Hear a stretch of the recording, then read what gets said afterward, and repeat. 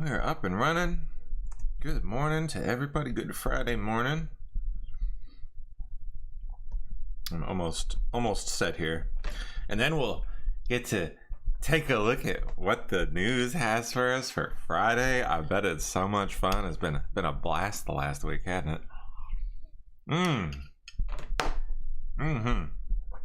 All right, let's see here. There we go. All set there. Get my laptop out of my lap. Okay. Let's get down to business. Let's see. I believe I have some things tagged myself here. Let me get all set up proper like.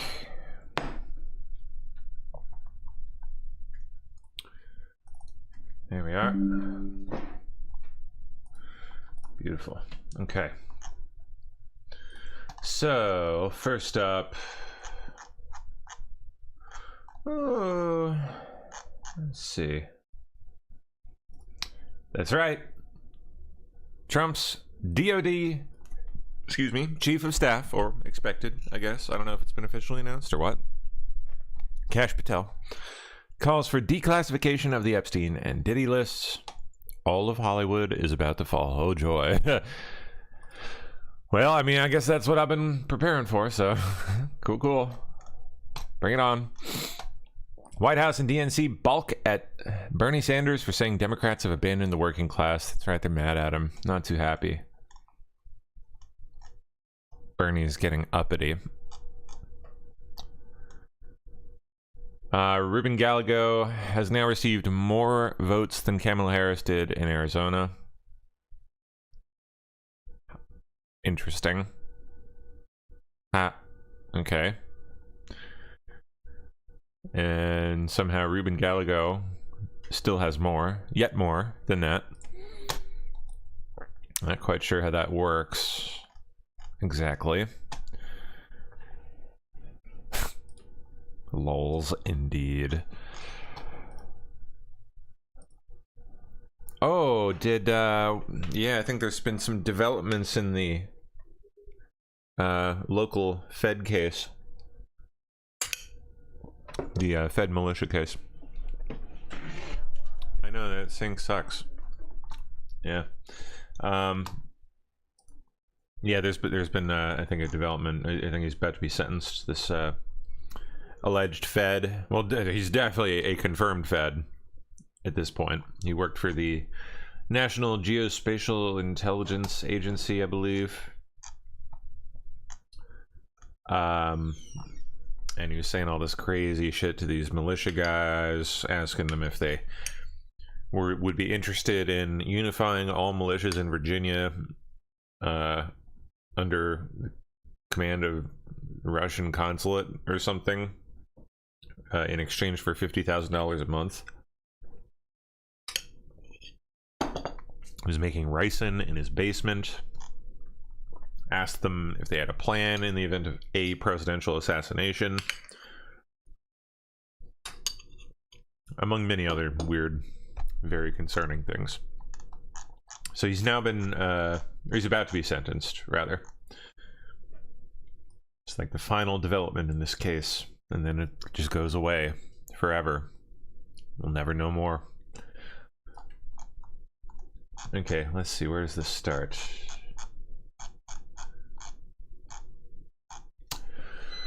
Ford Fisher. In April, I covered an ousted militia member who appeared to attempt to provoke his group to build explosives. That's right. Oh, yeah. He was trying to get them to get like hydrogen peroxide and stuff. All kinds of funky business. They feared entrapment, of course. He faked his death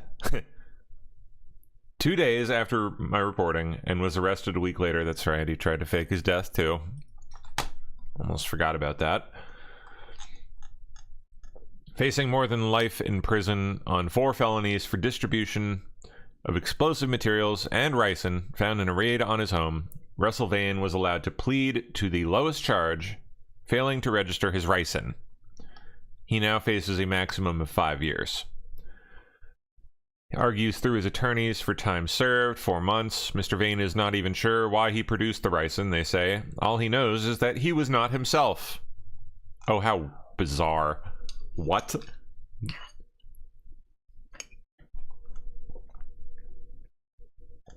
Okay. Let's I want to actually read it.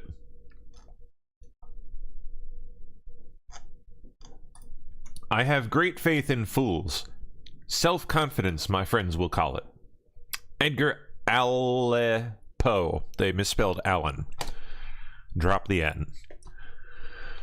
Great lawyers there, buddy. To say that Mr. Vane's decisions in this case were foolish is an understatement. He never should have attempted to make ricin. Oh, you don't say. Although he never had any intent to harm anyone, Mr. Vane knows he endangered his family during his misguided experiments in early 2023, and he sincerely understands that now. So ridiculous. His decision to plead guilty to a felony and accept responsibility for his actions are indicative of that understanding. But he would still like the court to try to understand how he got to a place in his mind where he would ever think it was a good idea. It's not easy to explain because Mr. Vane is not even sure. All he knows is that he was not himself. Leading up to the events of this case, Mr. Vane had experienced a global pandemic,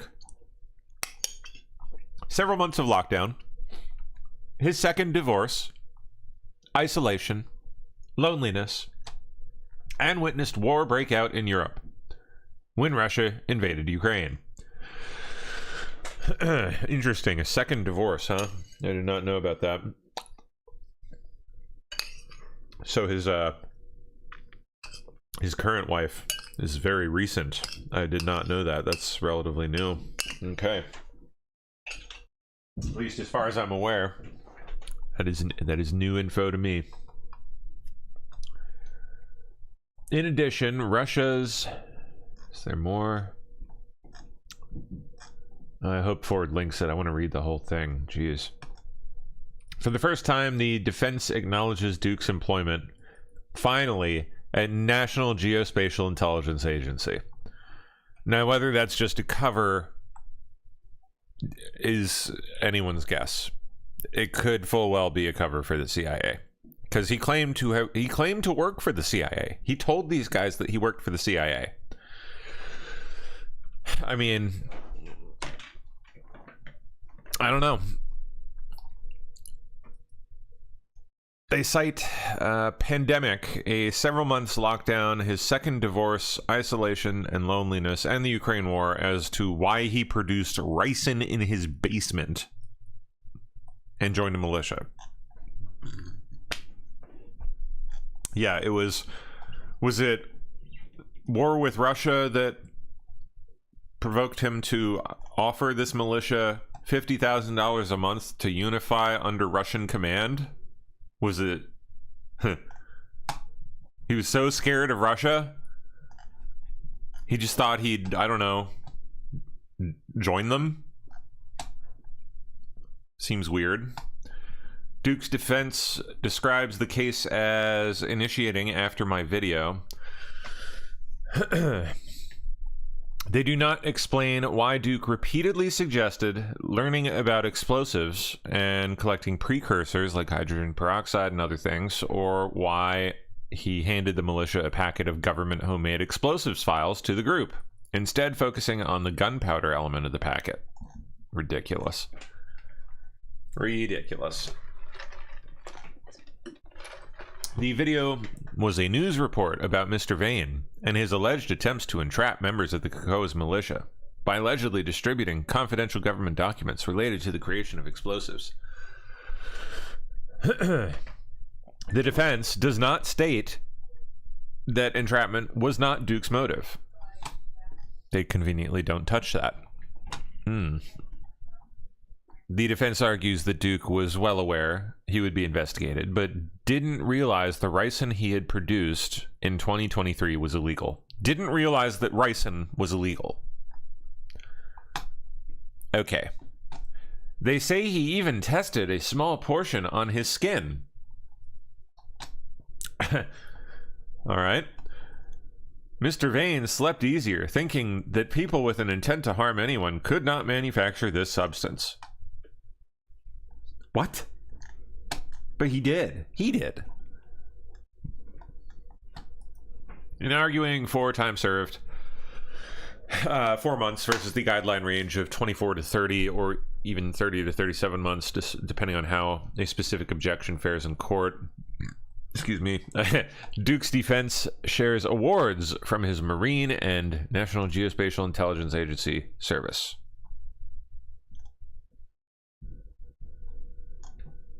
Wow. Medals. Wow. Okay. The prosecution tells a slightly different story. They ask for a sentence at the low end of the guideline range of 30 months in prison.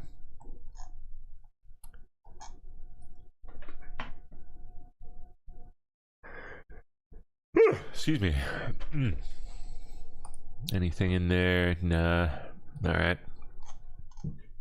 Since 2008, Russell Duke Vane worked in or adjacent to the intelligence community, the prosecution writes. They say that he showed neighborhood children how to make black powder. And he showed his son how to make the gas that Hitler used. Seriously? What? Wonder when... Oh, man. Gosh, I wish we could have gotten a look at the discovery in this. My God. How weird. All right, let's see. At the time of commission of the instant offense, he worked for U.S. Government Intelligence Agency as a data scientist. The defendant has had a lifelong interest in chemistry and a seeming fascination with how science can be used to create toxins and weapons. The PSR details several incidents apart from the instant offense where the defendant used household materials to make dangerous substances as a science experiment. Wow. One where he showed neighborhood children how to make black powder during a COVID pod science lesson. And another where he showed his son how to make the gas that Hitler used. Oh my God. You know, for the Jews. Wow. Okay.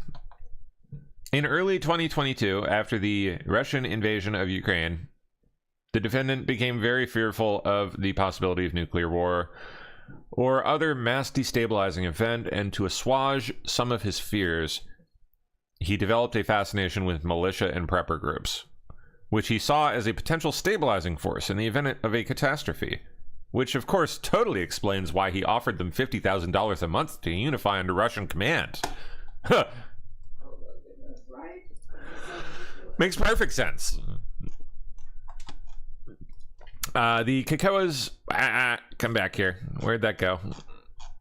The Kakoas assumed he must be a law enforcement plant sent to entrap them into committing explosives-related crimes, and they did not want to be fooled, the prosecution writes. Like the defense, they, the prosecution, never state that this theory is, in fact, wrong or disproven, probably because it has something to it.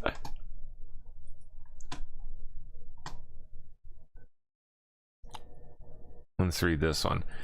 As this fascination developed, the defendant became involved with the Kakoas militia, a prepper group mostly active in Norfolk, Virginia. The Kakoas hold protests and rallies in the central and eastern Virginia area, often related to their Second Amendment rights. The investigation into the defendant began when alarming news reports began to circulate that the defendant had been removed from the group because they believed he was a member of law enforcement attempting to entrap them into committing explosives-related crimes. So the investigation began at that point. Right. Sure. Okay. It transpired that the defendant had begun to ask members of the Kakoas disturbing questions about whether they would be interested in creating homemade explosives, which would generally be illegal to create or possess. I wonder if they mention the Russia thing at all, anywhere. Eventually, he printed out pages of Defense Intelligence Agency documents relating to explosives precursors and handed them out to one KCOA's member in a manila envelope marked confidential for official use only. For the KCOAs, this was the last straw, perhaps because of the defendant's clean-cut military appearance, or perhaps because he had claimed to work for an intelligence agency. The KCOAs assumed he must be a law enforcement plant sent to entrap them into committing explosives-related crimes. And they did not want to be fooled. The defendant didn't turn out to be a terrorist, or planning a mass casualty attack, or even plotting a murder. Rather, he exercised some terrible judgment and synthesized a biotoxin out of curiosity. Mere curiosity, the government writes. Yeah, because, I mean, it's totally normal to just make highly illegal biotoxins in your spare time just for fun. For the lulz, just to, you know, because how ridiculous. No mention of the Russia thing, offering to unify all militias in Virginia under Russian command for $50,000 a month. No mention of this anywhere. They don't even touch on it. Not even a little bit. Doesn't look like it. Nor did the defendant's interactions with the KCOAs rise to the level of a crime, but they were bizarre and alarming, and had the potential to spiral rapidly out of control. What if he had joined a group that did decide to take him up on his offer to make homemade explosives? Well, I imagine then he'd probably be a hero, because he'd be working with the feds and taking them out in a massive entrapment operation. So, just a guess. My 2 cents, it's important to remember that he was previously charged with distribution of explosive material, which requires as an element of the crime that he intended to provoke a violent federal crime by doing so. He clearly distributed the documents. Building the explosives would be illegal. By the government saying this didn't rise to the level of a crime, they seem to be saying that the militia did not obey Duke's suggestions, nor did Duke intend for them to commit a violent federal crime if they had. Interesting. The government says Duke should have known better, and even note that one of the documents he printed out, titled Silent Death, says, warning, possession of refined ricin will likely get you a life term. In their Ricin Kitchen Improvised Devastation chapter. Wow. So he claims that he didn't know, yet one of the very documents he printed out states it in no uncertain terms that it is highly, highly illegal. So, none of this makes sense. None of it adds up. Unless, of course, the guys were right, and this guy was indeed there at the behest of the feds to entrap them. Crazy story. And it's winding down. I guess 30. We'll see what he gets. Whether it's 4 months, 30 months, time served. We'll see, I think, in a couple weeks. They want us labeled in public. Yes. I say we pass a law that requires anyone who voted for that orange piece of shit to wear their Trump hat. What? 24/7. Because conservatives are dangerous for anyone who isn't white, Christian, or male.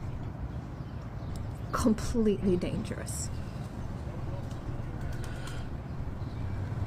Like dynamite waiting to go off in your hand.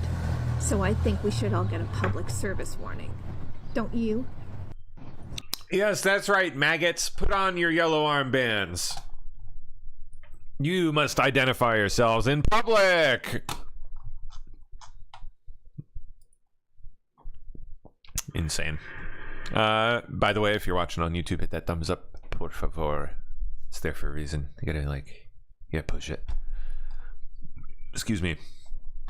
Pompeo does not want you to see this video. Ooh.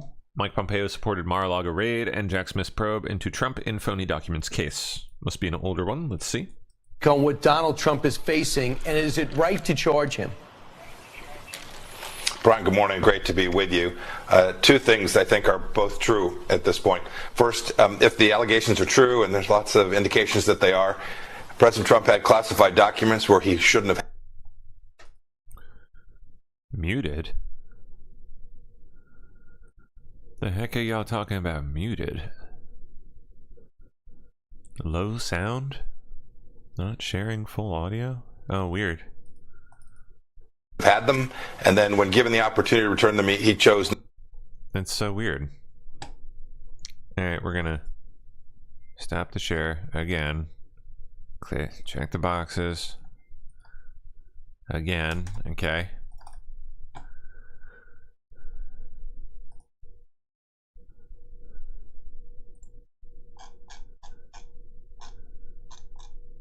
Weird. Alright. Not to do that for whatever reason. That's just, Brian, you talked about me having classified documents. I handled thousands and thousands of them over my time in Congress and then as a CIA director and Secretary of State. I suppose we can all make mistakes and get them to the wrong place, but when somebody identifies that, you got to turn them in. And so that's inconsistent with protecting America's soldiers, sailors, airmen, and Marines. And if good now, okay, good. The allegations are true, some of these were pretty serious, important documents, and so that's wrong.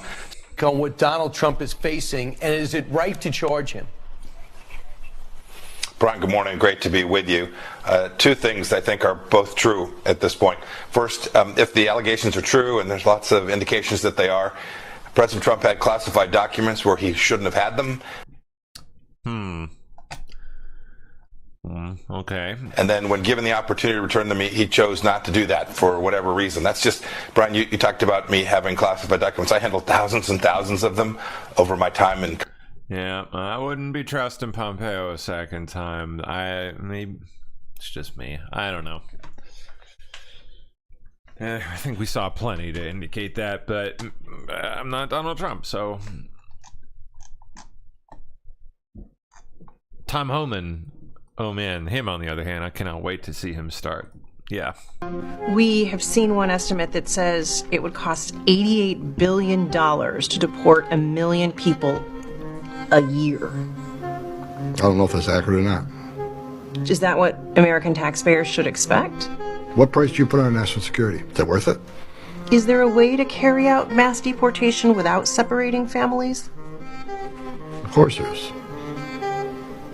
Families can be deported together. We have seen one estimate that says... Bye-bye. Go home to mommy. Yep. All right. Down, down, down. Down we go. There we are. This is Donald Trump's first post since his election victory on True Social in this case. Wow. There it is. There's the map. Solid first post. Kamala says to her campaign staff after she lost, "Yeah, this sucks." Profound. And we've now learned what Vice President Harris told her campaign staff on a call after they lost. I'm going to read a quote here. This is from the Vice President. "Yeah, this sucks. We all just speak truth. Why don't we, right?" That is according to an Axios report that also talked to some staffers who did not like that was the vice president's message after months of being told by their bosses that democracy was in danger if they lost. That, of course, changed after they lost, and we have tape to prove it. He is a genuine threat to our democracy, and that's not hyperbole. That is the God's truth. Donald Trump is an existential threat to our democracy and our most fundamental freedoms. He's a genuine danger to American security. Our fundamental freedoms are on the ballot, and so is our democracy. Is the message to people who are fearful based on what the messaging was about the state? Well, now you're just twisting everything around, and that's really unfair. No, it is. No, Jackie, it's unfair because I've been standing here trying to be very respectful to what happened the last two nights ago. Michael Bloomberg, the billionaire, now says it probably wasn't great to cover up President Joe Biden's infirmities until they became undeniable on live TV. That is the same Michael Bloomberg President Biden gave a Presidential Medal of Freedom to in May. President Biden's remarks about this in the Rose Garden amounted to a pep talk for disappointed Dems. We all get knocked down. But the measure of our character, as my dad would say, is how quickly we get back up. Remember, a defeat does not mean we are defeated. The American experiment endures. We're going to be okay, but we need to stay engaged. And at no point did President Biden say that he was happy the vice president lost. But before and after talking about this election that was lost by the people who squeezed him out, he had a big smile. Back to you. I'm telling you, Peter, my prediction before he leaves, he's going to call you up and say, let's do that sit down, and we're going to get the true story. We'll see. I'd love to chat. It's been a while. It's been a while. It really has. Yeah. Yeah, this sucks. That's right. Susie Wiles appointed as first ever female White House Chief of Staff. It's a good choice.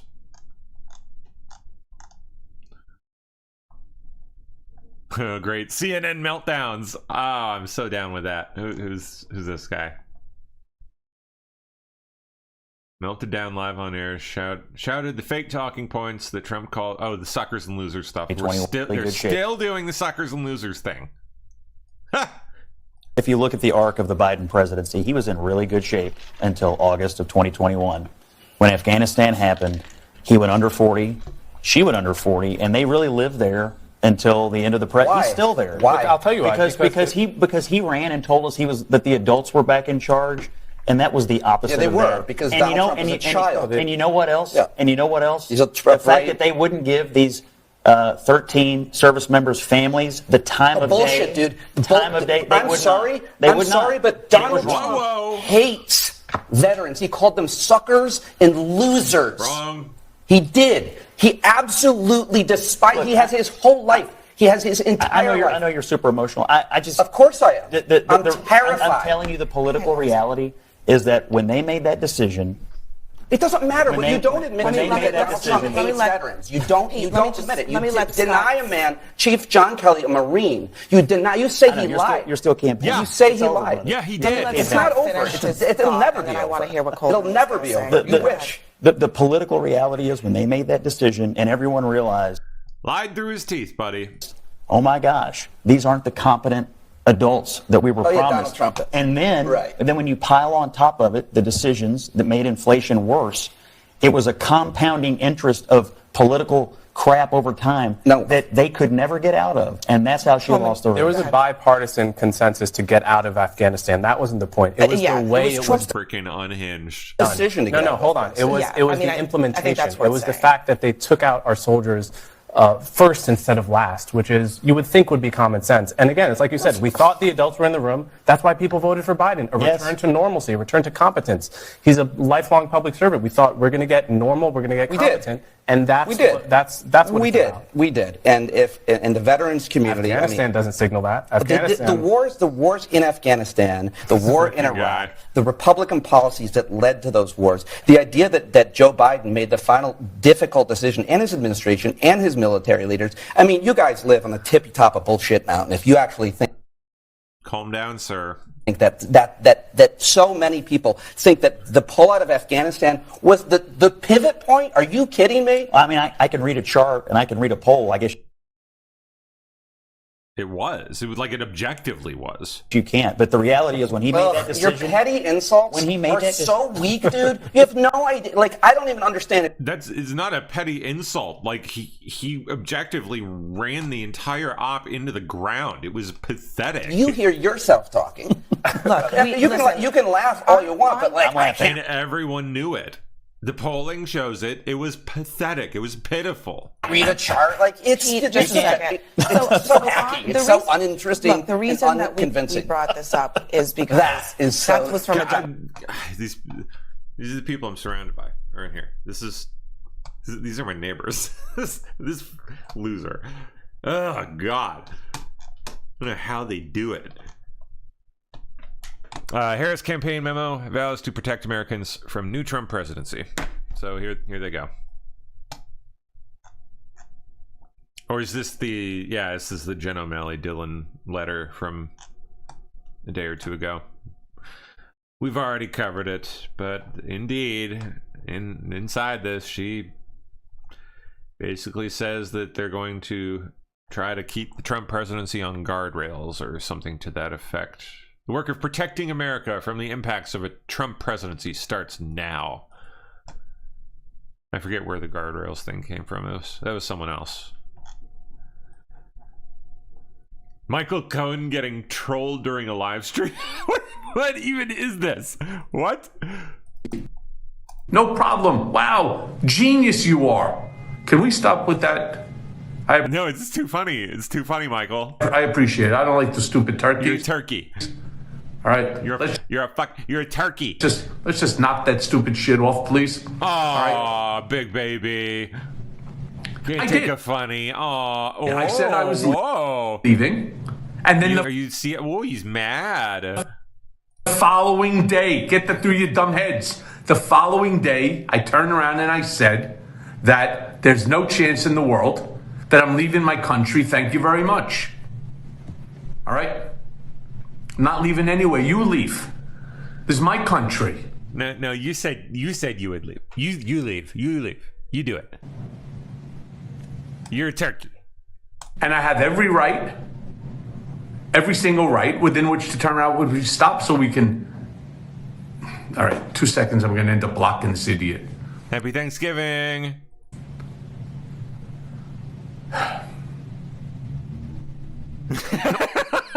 No problem. Wow. Genius you are. What even is this? Like, can people like put filters on people or something? Like, how does that even work? I don't even know how this works, so I don't even quite understand what's happening here, but it's freaking great. It's hilarious. I mean, there really isn't that much better than watching Michael Cohen get triggered and angry live on the internet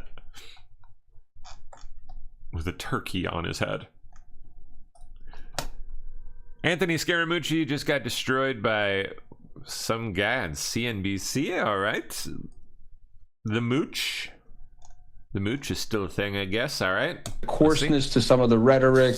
There was some threatening suggestions to people related to being political adversaries and so on and so forth. And I hope we can put that rhetoric aside and we can move forward and think about what we're going to do as a country to unify the country and make the people in the country, particularly the lower and middle income people in the country, more prosperous. Yeah, the rhetoric got heated everywhere. You got pretty heated, Anthony, at times. Look, Joe, how did I get heated? What did I say, Joe? Mooch.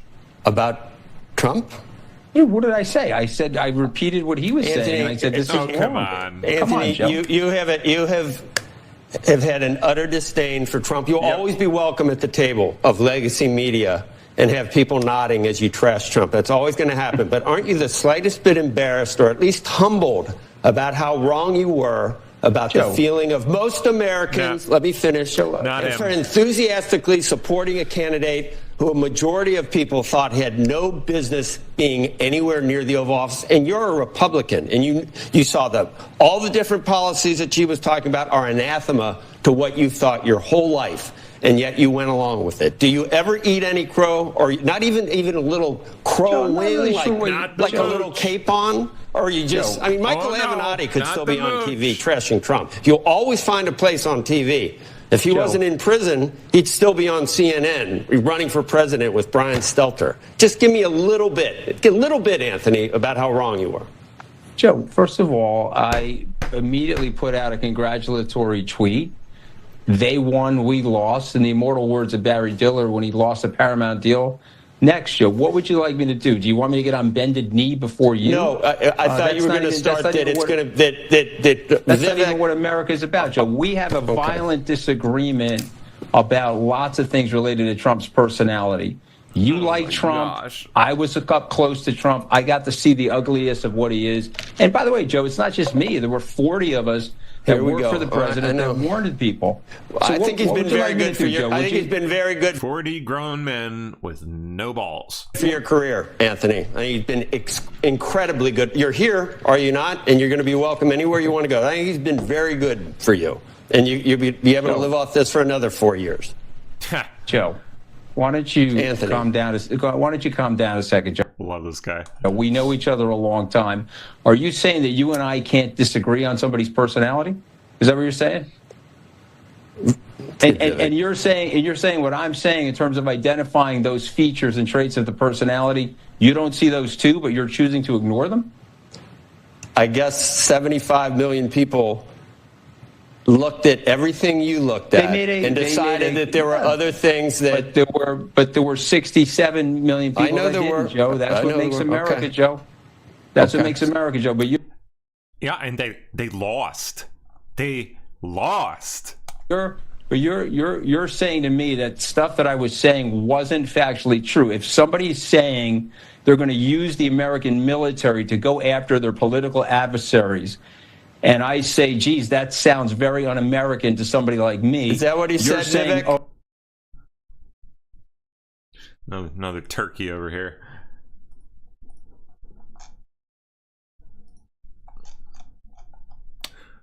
Tap Biden aide faces, Hatch Act complaint over illegal fundraising solicitations. What does she do? What did you do, you naughty, Neera Tanden, you naughty lady? What have you did? All right, let's see. Neera Tanden broke the law when she repeatedly used social media to solicit campaign donations for Democrats. She continued posting even after being issued a warning that her behavior violated the Hatch Act.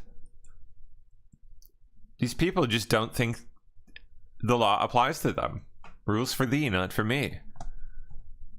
100%. It's ridiculous. Congress created a rule banning all federal employees from fundraising for political candidates. The Hatch Act contains no escape hatch for White House officials, says Special Counsel Hampton Dellinger. Mr. Dellinger's office is charged with policing the Hatch Act. He submitted Ms. Tanden's case to the Merit Systems Protection Board, asking it to deliver appropriate penalty for her behavior.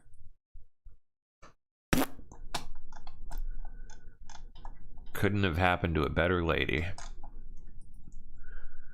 Oh, this is political analyst and former poli-sci professor Dr. Arlene, who brainwashed hundreds of thousands of people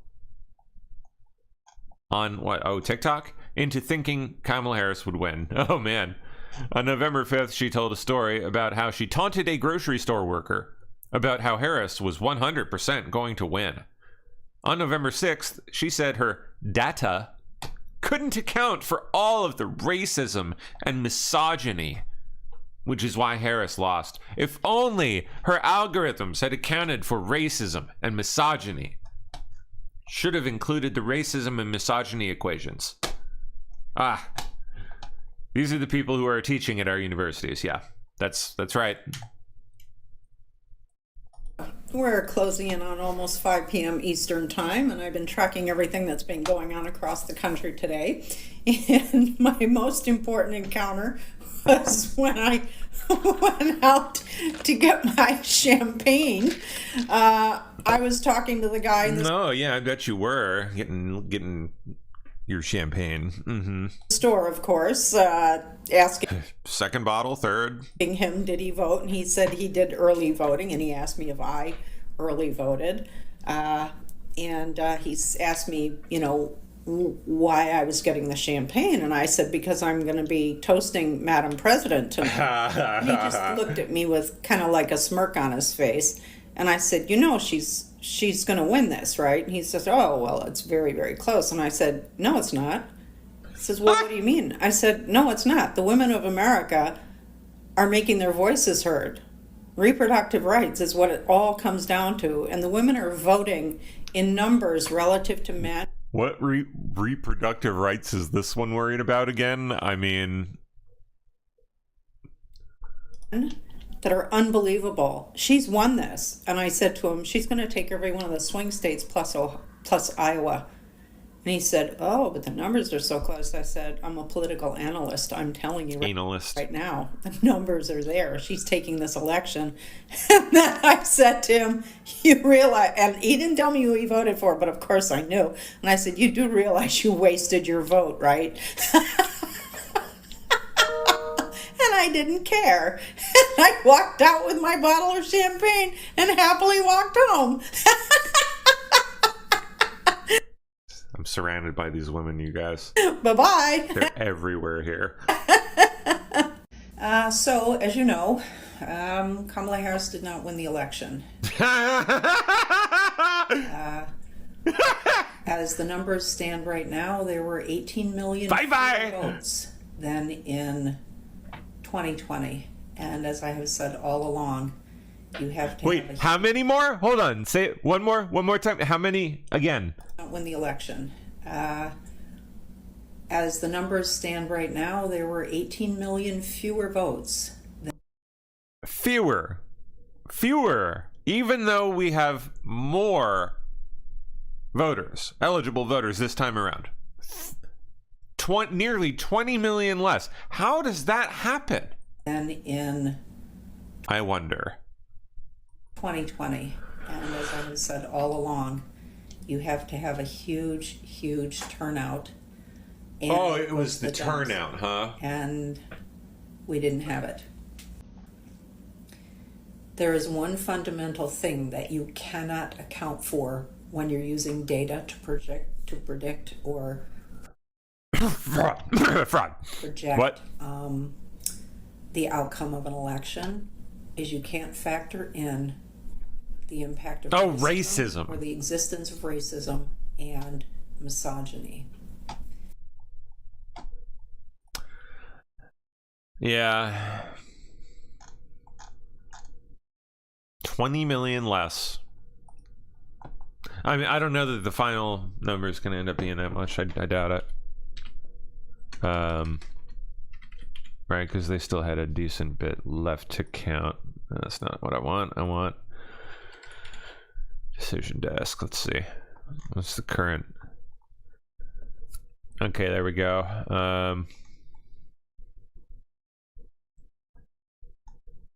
I guess that's getting about it. Yeah, 74 million for Trump, and then 69.6, just about 69.7 for Harris. Yeah, that's significantly less. 11 million, right? Joe got 81 million. So yeah, how does that happen? Let's see. What were the eligible voter numbers, by the way?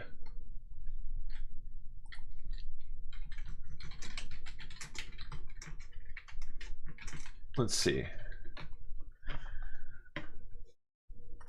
Well, how many eligible voters were there in 2020? Okay, right. Yeah, registered voters, sure.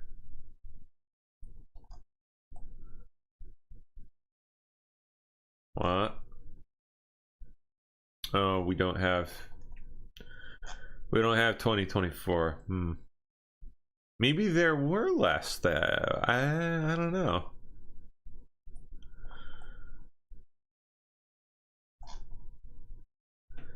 Let's see. So what was the number in 2020? It was 168.3 million. Number of registered voters in 24.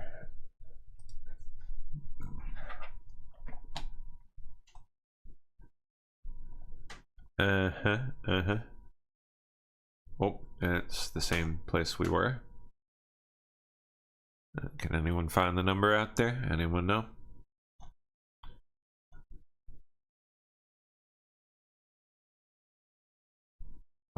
Wow. Can't find it. Guess it's not available. Whatever. Roughly 244 million Americans are eligible to vote in 2024, but not necessarily registered. Who knows? Regardless, how is the number that massive? Wonder what voter turnout looks like. Voter turnout in presidential elections. Okay, there we go. Dismiss, please. Bye-bye. What do we got? Oh, that gives a registered voter count.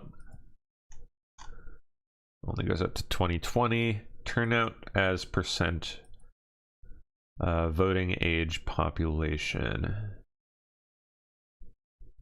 Okay, yeah. We'll go by that.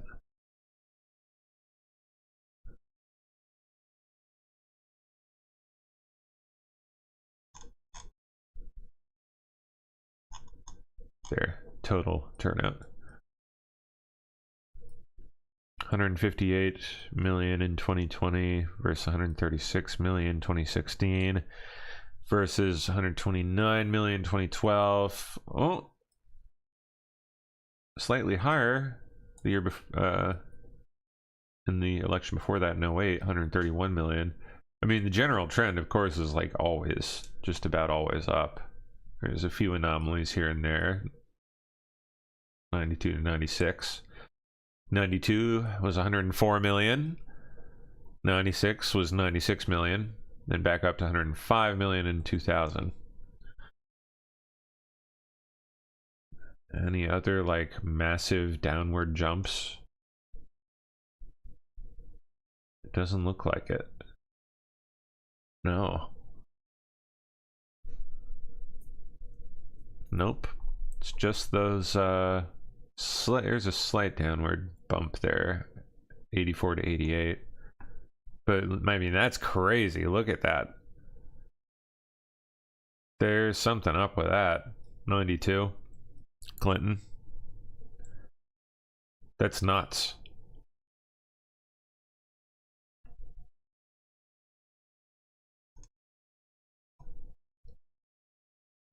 I wonder if that's when certain things started occurring. Wow. All right, let's keep moving.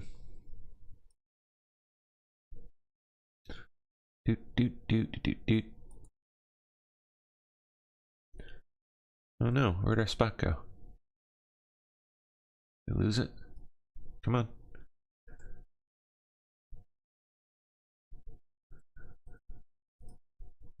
Oh, not sure. I guess I got closed. Hold on. Bear with me. We'll jump back here.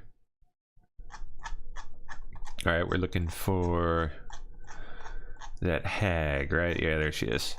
All right. Hundreds of January 6 rioters are on the verge of escaping charges. That's Politico. Donald Trump's return suggests prosecutors have just weeks left in the largest probe in American history. They're likely to miss dozens, if not hundreds, of perpetrators. Yeah, velvet rope grandmas. They're so dangerous. Literal threat to democracy. Exclusive. Leaked intel report warns Venezuela sending intel operatives and released prisoners to neutralize targets in the U.S. What the hell does that even mean? What? Huh?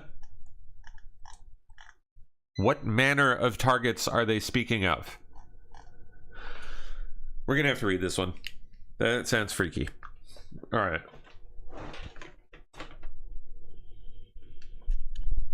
In a report reviewed exclusively by Breitbart Texas, human intelligence developed by frontline Border Patrol intelligence officers reveals the possibility of a formal covert operation being conducted by the Maduro regime. Okay, gotcha. The operation is designed to infiltrate the United States using released inmates, and pairing them with Venezuelan intelligence operatives to neutralize human targets within the United States. What the heck, man? So, like who? The report's narrative, generated by the Rio Grande Valley Sector Intelligence Unit, indicates that released inmates from Venezuelan prisons have been directed to travel to the U.S. alongside Venezuelan intelligence officers to track down former Venezuelan military members, politicians, and law enforcement officials within the United States. Wow. So former Venezuelan officials and whatnot, and neutralize them. According to the report, the motive is to prevent the release of classified information that Venezuelan officials may possess. Oh. Breitbart, Texas received the report obtained from a source within U.S. Customs and Border Protection who is not authorized to speak to the media.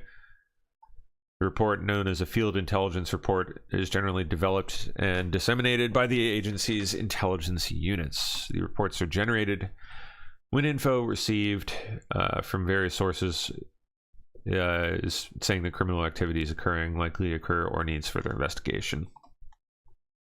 This is not the first report we've developed related to Venezuelan prison releases from sources we've interviewed. This is alarming considering we have a new administration entering office in January. The report's timing raises more questions, as the Maduro regime may fear some Venezuelans may trade information to avoid removal. Oh. It certainly merits more investigation. Yeah, geez. That's an interesting one. Okay. The Biden admin's parole in place for illegal immigrant spouses of U.S. citizens has been stopped.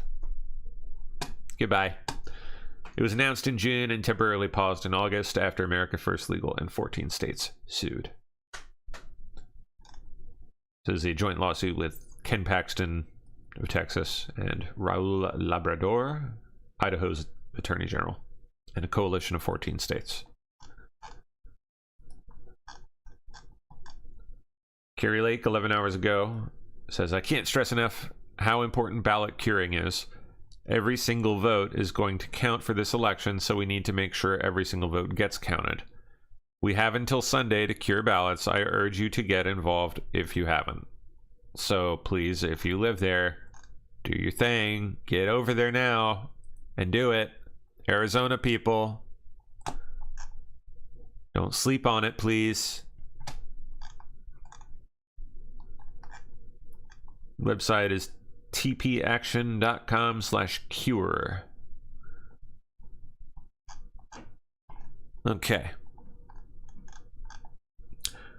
Heightened security measures, including robot dog, seen at Mar-a-Lago following Trump win. Noise. I bet. I bet they're bringing the heat. Good.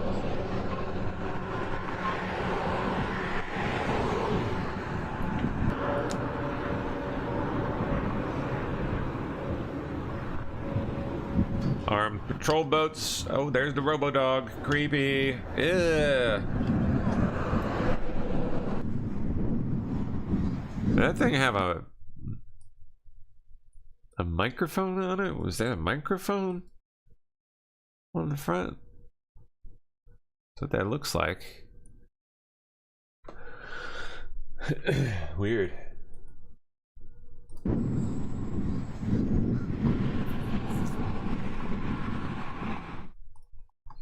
Neato. And creepy at the same time.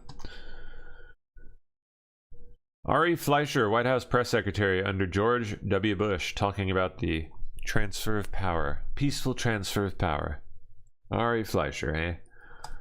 I like this tone, but you know what? It didn't matter to me because the tone of the Democratic Party in 2017 when Trump came in, that is not what they did. They ran the worst transition in the world. They set Trump up in those briefings that then leaked to the press about the Steele dossier. It was not a smooth transition from Trump to Obama to Trump. Right. Because of the games they played that hurt Trump. And Joe Biden was in the room when they finally hatched that plan.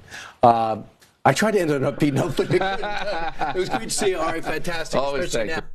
I like this tone, but you know what? It didn't matter to me because the tone of the Democrat. Excuse me.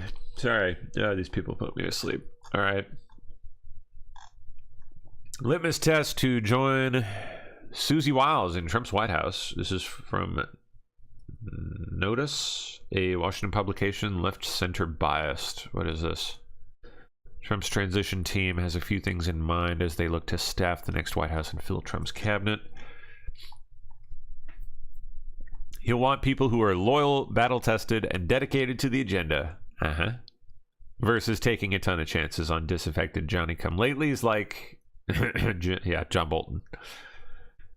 He'll bring in people who are loyal. Toughness and good resumes. People who can leverage the House and Senate for the votes he'll need. That's good to hear. I mean, I expect he'll really do it right this time. It's his last go, so. State of play in the House. Republicans have secured 214 seats. Democrats have 200, according to Decision Desk. Actually, yeah, let's go check on that again.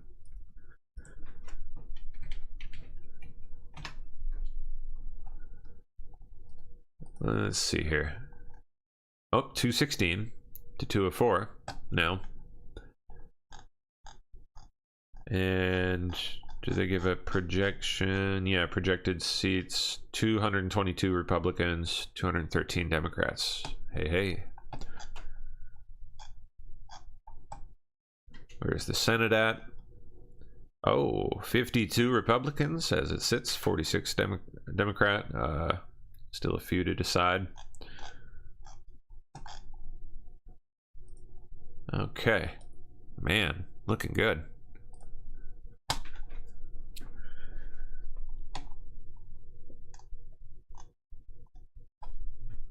Excuse me.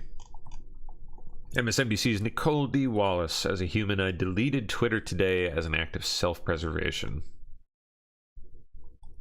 They're walling themselves off into their safe spaces.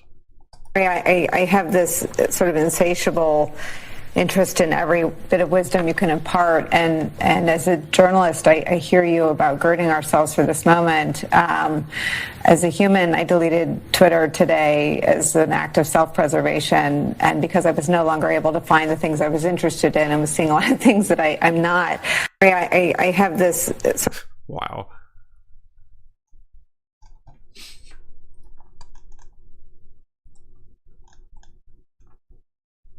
Migrants are disappointed Trump will be our next president.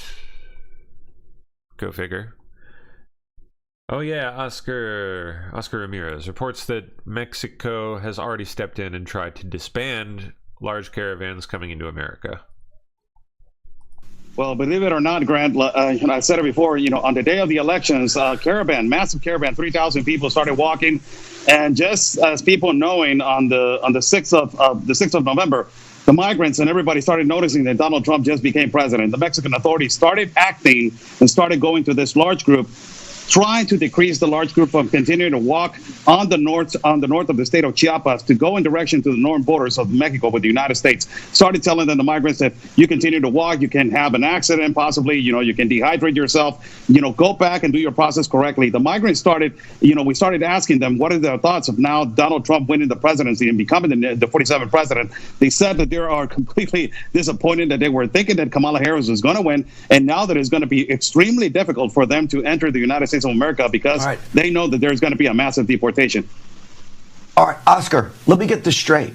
So Mexico now taking an active role in trying to discourage the caravans. This, to me, means that while Joe Biden was president and Kamala Harris, the borders are, they could have actively taken a role for the last 4 years and didn't. Is that a safe assessment?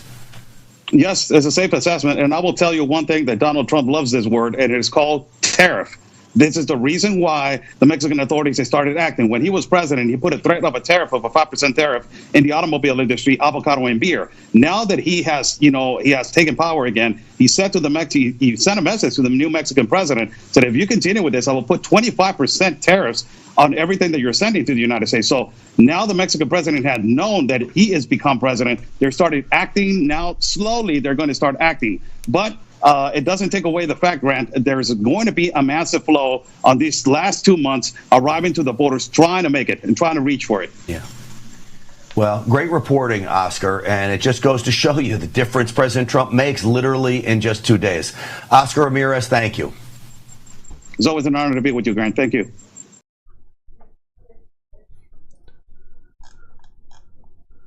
Okay. Following Trump's victory, Mayor Adams has announced he's ending food vouchers for illegals. The culturally sensitive food program. News, the mayor just announced that the city will no longer issue vouchers to migrants to pay for food, ending a controversial program that had repeatedly come under attack by conservatives and others. This pilot program in New York City, drenched in both humanity and controversy, distributed debit cards to migrant families staying in city-funded hotels and allowing them to buy their own food. Eyewitness News reporter Josh Einiger following the breaking news for us. Josh? Well, Bill, it's a program that, as you say, generated plenty of controversy, but now its absence may raise even more questions. The so-called Immediate Response Cards pilot program was designed to help feed migrant families who'd found themselves in New York with no way to afford food. The one-year contract provided what the city described as culturally relevant food to 2,600 migrant families, allowing them to basically buy what they wanted. A family of 4 with two kids under 5 got about $350 per week to cover food in a program the city said would actually save taxpayers millions a year. It also reduced food waste. You may remember the food the city had been providing in migrant shelters was seen as not culturally sensitive to the needs of some migrant groups, and it ended up just going to waste. For more than a year, the city was groaning under the weight of more than 200,000 asylum seekers. Officials say the migrant population has actually reduced lately. In fact, a massive shelter on Roosevelt Island is in the process of closing. In the meantime, Mayor Adams, yeah, it better be, spoke on the phone yesterday with President-elect Donald Trump, who had vowed during his campaign to mass deport migrants. Aside from congratulating him on his win, though, Adams today would not say what they discussed. I wonder. Would love to have heard that conversation, but that was interesting. Mad leftists flood Google with move to Canada searches. Let's see. How much did they spike? Oh. What's this? Oh, I guess we don't get to see that. They don't give us any numbers. Oh, here. Move to Canada searches on Google surge after Trump wins U.S. election. They skyrocketed in the United States on Wednesday morning around 6 a.m., shortly after Trump was declared as the next U.S. president. According to Google Trends, the top 5 U.S. states that searched the phrase most included Vermont, Maine, Oregon, New Hampshire, and Minnesota. Not surprisingly, these searches came from states that Vice President and Democratic presidential candidate Kamala Harris was projected to win. That's great. Please do it. Please leave. Goodbye. Nicole's going to be one to watch, Steph says. Okay. Nicole Shanahan absolutely loves Susie Wiles. Okay. Kevin McCarthy really wanted Trump to pick him for White House Chief of Staff. Yeah, right, Kevin. Okay, buddy. You know, Susie Wiles, who runs Donald Trump's campaign, I had the opportunity to sit down with her for a little bit yesterday, and she is one of the brightest, strongest women I've ever met. She's in her 60s. She's so focused. Donald Trump is surrounded by brilliant people and women who really stand for something other than celebrity and a paycheck. In fact, many of the women around him truly are there for the right reason. Yeah, I like Ms. Wallace. Migrants disappoint. Oh, we saw that one. I don't know why it skipped us there. Trump win is worst case scenario for America's liberal neighbor. Wah wah. Trudeau sad.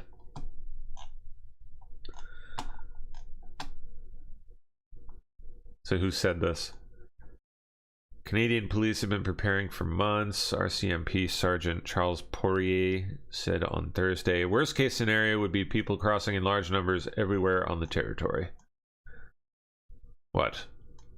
Oh, they're bracing for the arrival of asylum seekers from the U.S. Oh, yeah, it makes sense. So all the people, wow, that's crazy. So think about that. All of the asylum seekers now in the U.S., scattered throughout the country, in New York, Chicago, D.C., all the, Florida, Texas, you name it, they're everywhere. Now being faced with mass deportation on day one of the Trump administration. What do you think they're going to do? You think they're going to wait for it? Oh no, they're going north, baby. They're going to Canada. Because Canada will take them. Canada's fucking stupid. Canada will do it. Yep. They're gonna go north. I didn't even think about that, but wow. Yeah. At least the smart ones are gonna go north. We'll see. Sounds like the authorities up there are fully expecting it. Man. Well, sorry guys. Sucks to be you if you live in Canada. I know we got a number of Canadians in the audience. Unfortunate side effect of winning here in the USA. Don't worry, after we fix things here, we'll come save your asses, okay? That's what we do.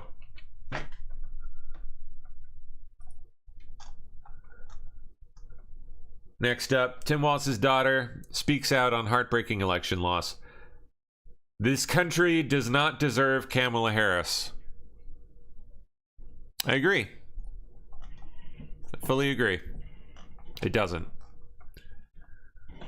I don't think that's how she meant it, but I agree.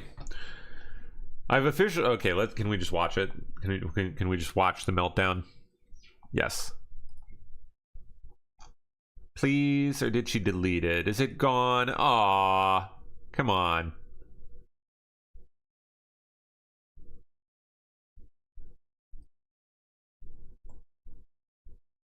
Let's see. How do I don't TikTok, so. I'm sitting here on my couch. There it is. Okay, I'm sitting here on my couch eating SpongeBob mac and cheese and watching Outer Banks. Wow. And I just have a couple initial post-election thoughts. I've officially reached a point of anger, and I'm not an angry person, so I'm just trying to channel it. The first one being, this country does not deserve Kamala Harris. That woman should go live her best life wherever she wants, doing whatever she wants, because we don't deserve her at this point. The only people that delivered this election were black women, and we failed them. And it's just heartbreaking, and we've got to do whatever we can to support them and support our people through these next 4 years. Another one is these people have to live in their own skin, as in J.D. Vance and Donald Trump have to be J.D. Vance and Donald Trump. Yeah, so and that bad. is not a punishment I would wish upon anybody except those two individuals. Yeah, so I'm just really grateful that I am who I am and that I'm on the side of love and hope and joy and progress. Yeah, that's what I've got so far.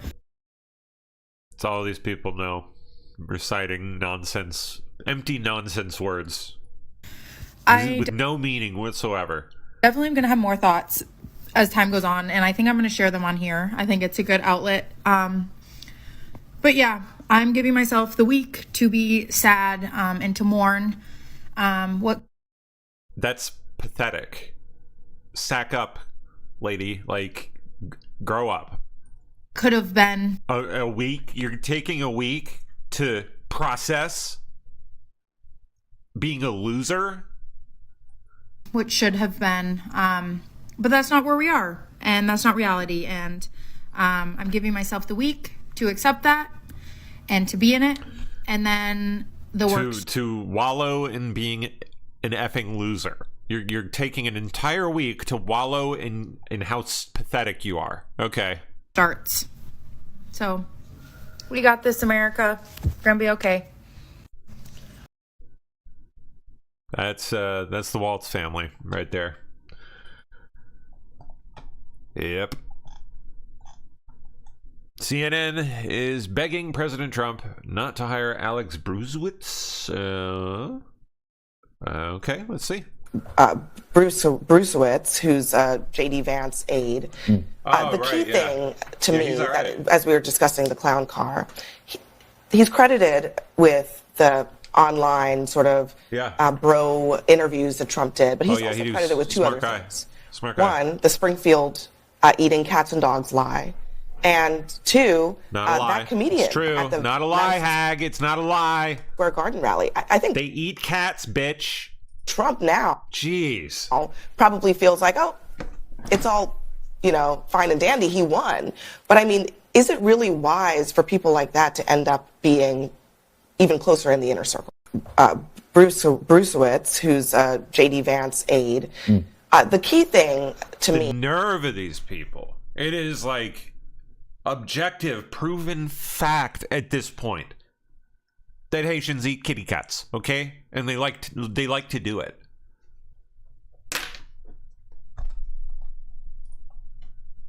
Ridiculous, man.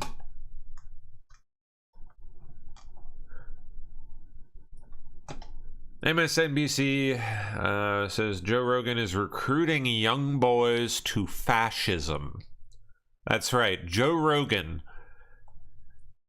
a member of the new SS. Particularly the media ecosystem it's not a good one, it's a negative one, it's a radicalization funnel. But what they have done in their online media ecosystem is build a radicalization engine, literally the way militant groups do around the world, that takes people from relatively low-level annoyances with the world. Why are eggs so expensive? Why is my kid learning this new thing in American history in school that I didn't learn? And then moves them through YouTube videos, through podcasts, moves them from that annoyance all the way slowly to a full-blown fascist politics. As opposed to MSNBC, who just outright sharts out freaking communism openly on its network. It's an elaborate multi-billion-dollar infrastructure, and there is nothing like it on the pro-democracy side. We don't have when a man is just get out, lost and lonely and not yet radicalized. We don't have the equivalent of Joe Rogan and Hassan Piker. What's that? Destiny Vaush. Jordan Peterson. Get out! You are a liar! Move that man in a feminist direction. By the way, we should educate men that it's actually really great to live with a strong woman who makes money. It's actually easier. Life is easier. But I think disgusting. Shameless liars. Who is this asshole? Great, they don't even list his name so I can go find him and tell him what a effing loser, scumbag, lying piece of garbage he is. That was ridiculous, dude. We don't have anything like that on the side of democracy.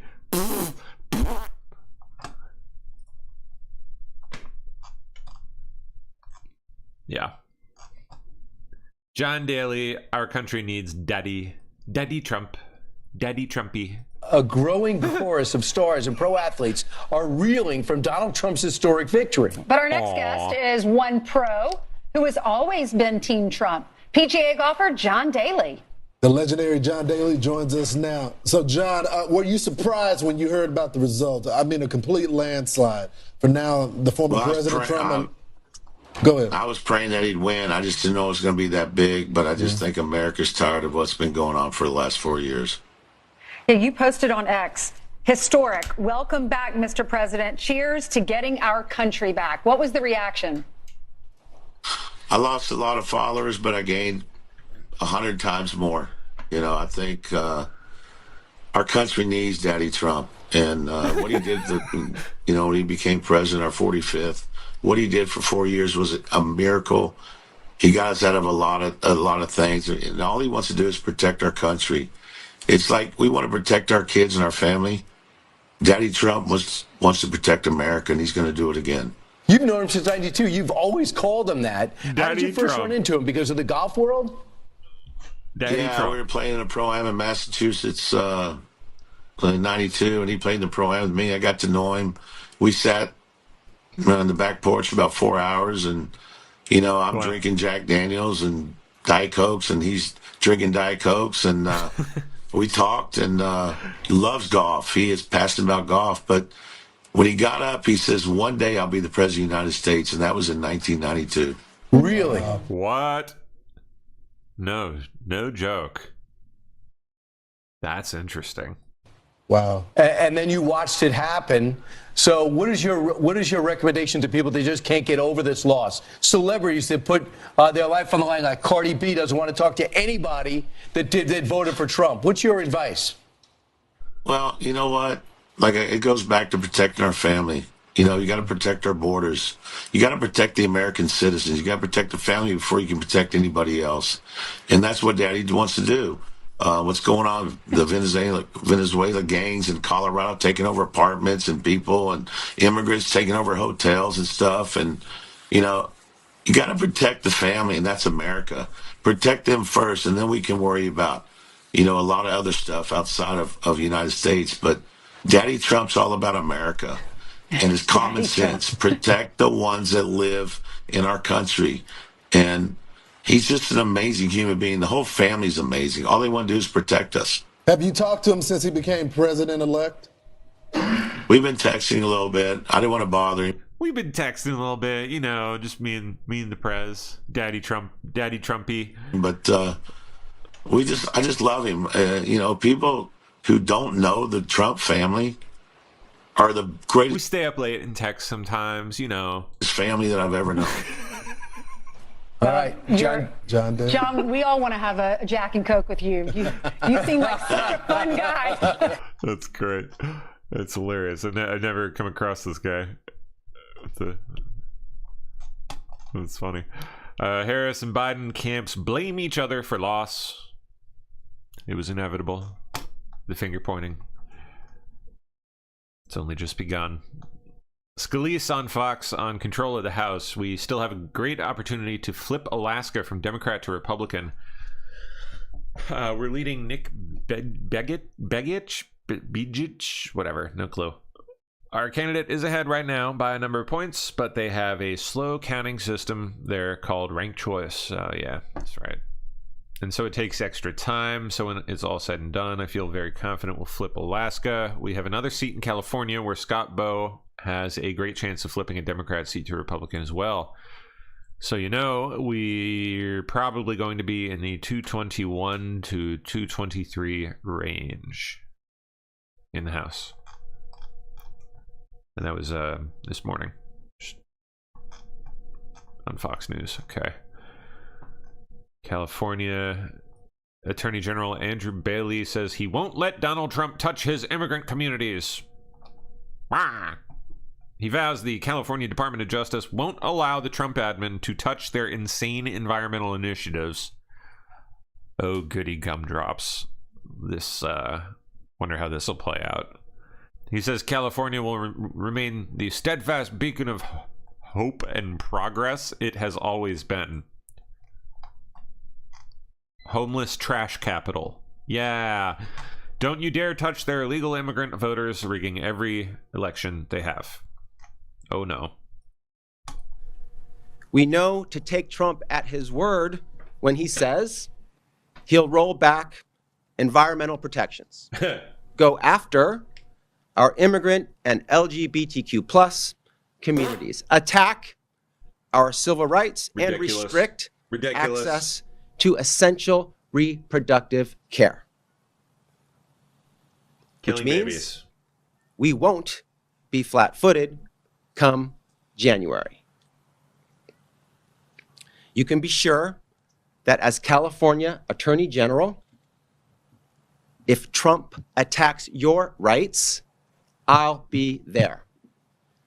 If Trump comes after your freedoms, I'll be there. If Trump jeopardizes your safety and your well-being, I'll be there. Any more cringe? California DOJ did it before, and we will do it again.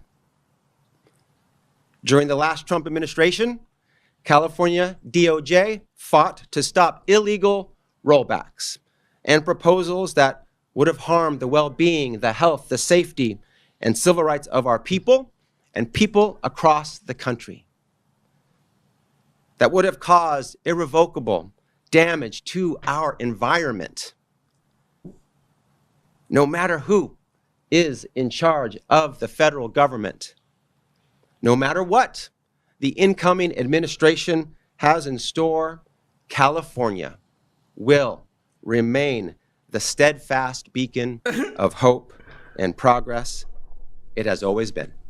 Ah, yes. Homeless trash capital.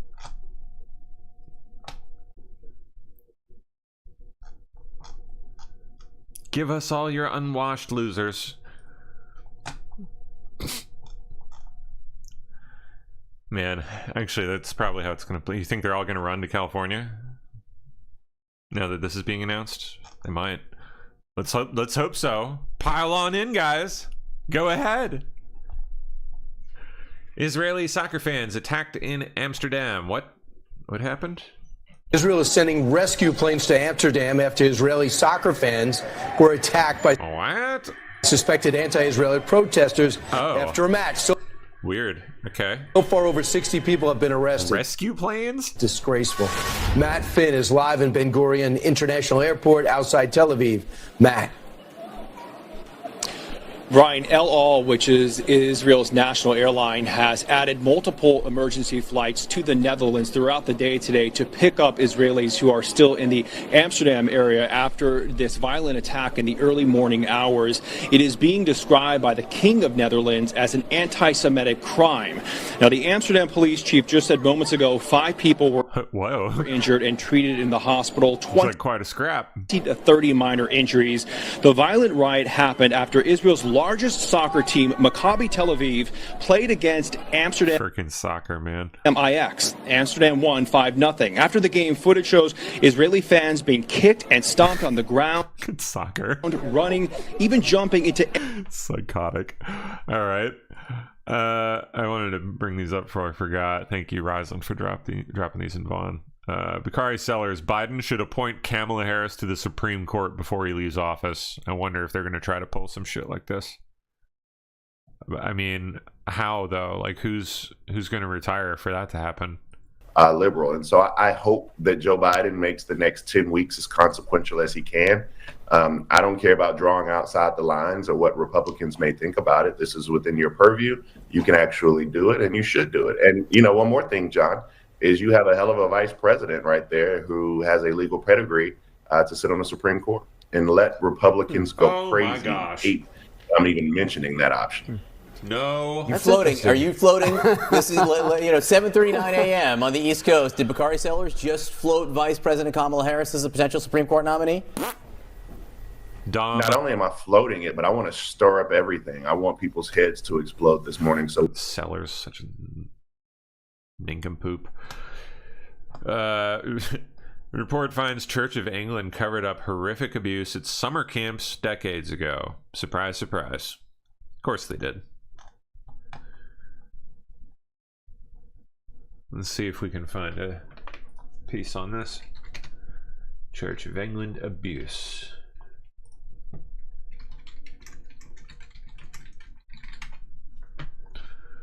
Yep, there we go.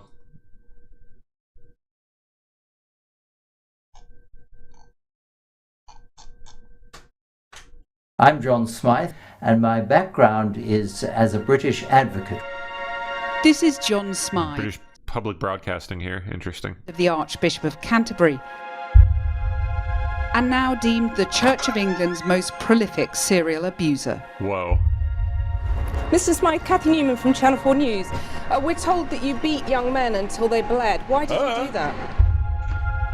In 2017, we revealed that he groomed boys and young men at Christian summer camps, universities and Winchester College, before subjecting them to savage beatings. After our investigation, the Church of England commissioned an official review which started work in 2019. It sets out the horrifying scale of the abuse over several decades in the UK, in Zimbabwe and South Africa. It accuses church officers of a cover-up, and it's damning in its criticism of failings by senior church leaders, including the Archbishop of Canterbury, Justin Welby. The review, led by former Social Services Director Keith Makin, says that over a 40-year period, John Smythe became arguably the most prolific serial abuser to be associated with the Church of England, operating in 3 different countries and involving as many as 130 boys and young men.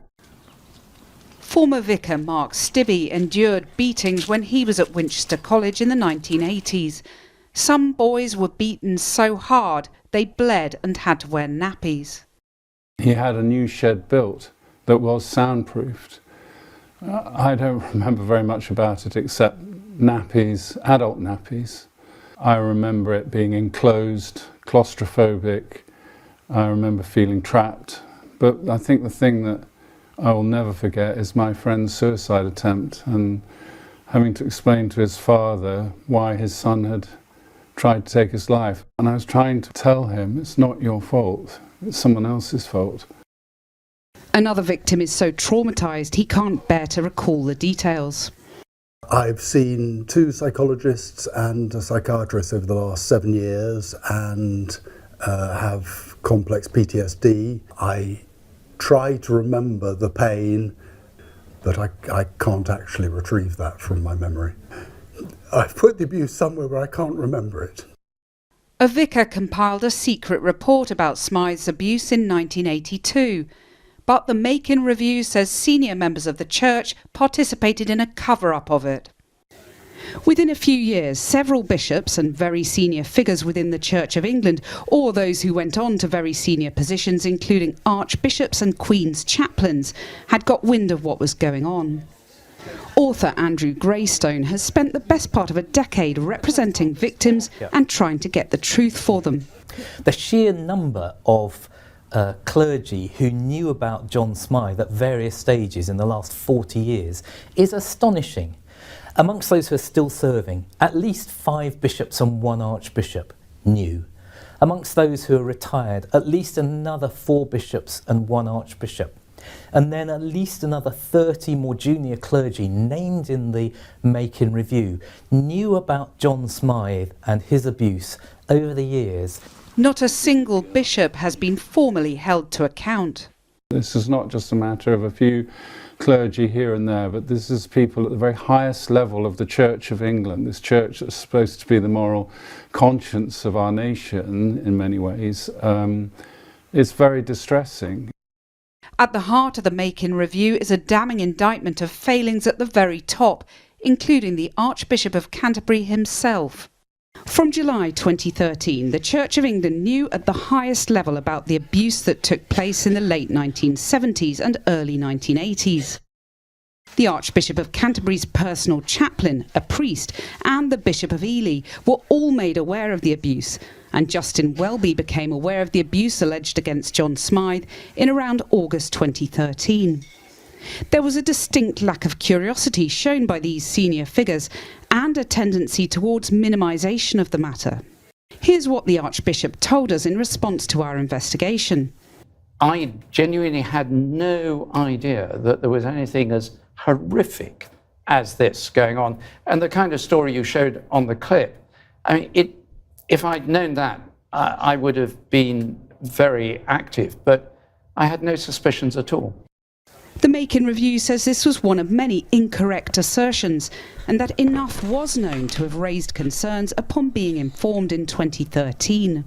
Someone's got to take responsibility. He knew most of the victims. He is the most senior person in the Anglican Communion, and you cannot have someone in that position failing so spectacularly and not being held to account. So he should resign? I believe so, yes.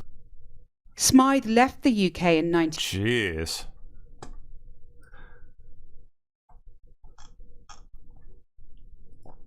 Hold on, where'd the rest of that one go?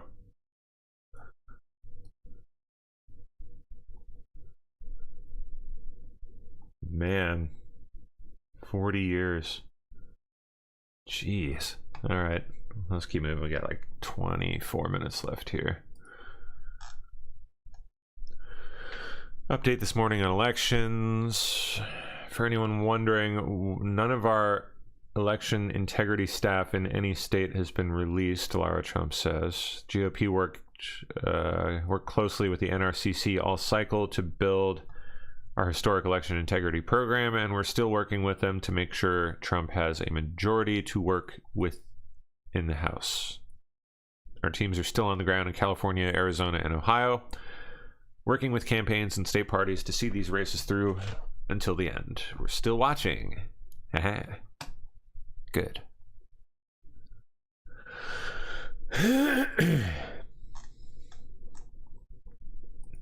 Washington Times. TikTok has been forced to close its offices in Vancouver and Toronto because Canadian security and intelligence officials said activity at the offices threatened the national security of Canada. A charge that TikTok plans to fight in court. What? Weird.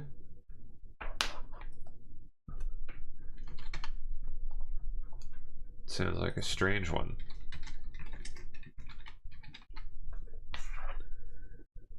Yeah, Canada orders TikTok to cease operations. Bans their Canadian operations, but not the app itself. What?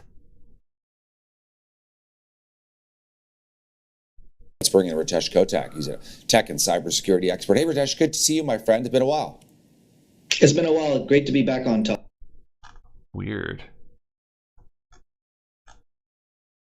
Any non-Canadian news covering this? No. Not really.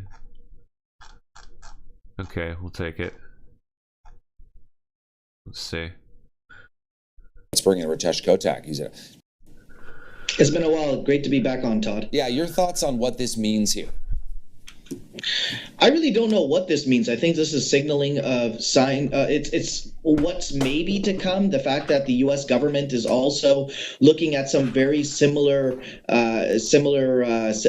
situation in the United States. So one thing that the U.S. government said is, TikTok, we want you to essentially divest as well. We want you to sell the American component of TikTok and leave it in America. And TikTok said, well, no, that's not happening. And they still haven't actually answered to that. And we're kind of seeing something similar up here as well. The fact that TikTok Canada has been asked to shut down their two offices in Vancouver and in Toronto, while the app is still operational. So what does that mean? Well, you just won't be able to get a hold of TikTok.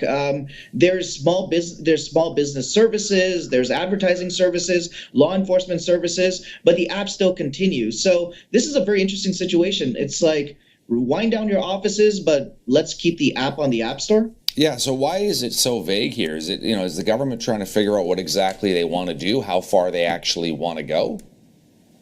I think if they just come out and ban it, there's repercussions that come from that. And it may be the fact that, let's face it, like, this is a very powerful platform. Educators use it. Small businesses have built their entire brands on it. There's a whole industry of content creators and influencers. And now all of a sudden, you take away this platform, you kind of take away their ability to earn a living, and without really any warning. It still is a very popular platform. So I don't understand the logic behind this. I get the messaging around it. I get the fact that there's real national security concerns. The fact that there's ties to Beijing, but there's also been no evidence that's been provided that they've actually have ever been compelled to turn over evidence or content of Canadians, and that TikTok actually did so. So it's a very unique and interesting situation. So we know the U.S. has threatened this, but again, with Donald Trump's victory, we're not sure. Originally, he said he was going to ban it. Then he kind of walked that back. How dangerous or how much of a threat do you think TikTok actually is? Or do we simply... I mean, it's pretty gross. Not know. I mean, there are those who are worried that the app is monitoring people's activities and their behaviors, and it's tracking. It's modifying people's behaviors is what it's doing. People and whatnot. But there's a lot we actually don't really understand about what's going on here, isn't there, Ritesh? Yeah, we don't know exactly what's going on behind the scenes. It's not like we've had third-party auditors that are independent that have come in and actually analyzed the code. I don't think that's ever going to happen. But I think the big issue is that it's not just TikTok. It is social media platforms in general are all collecting this data. They're all collecting location-based information, device-based information, who you're interacting with, what you're putting on there. They're using that to monetize, to be able to send hyper-targeted advertising to individuals. So it is happening across all platforms. It's creepy. All right. Triggered AOC blames sexism for Trump win as she warns it will be a scary time in the United States. Fascism.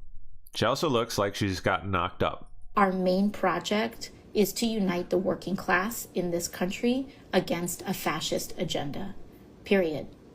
We have had an enormous setback in this election because the fascist won a lot of working class support, which has happened before in history, and we can talk about that. This is please give us a history lesson, AOC. It's going to be Professor Ocasio-Cortez. A very scary time, and again, I cannot emphasize how important it is that we, as an aligned people, be very cautious about attacking one another. Our main project is... Yeah.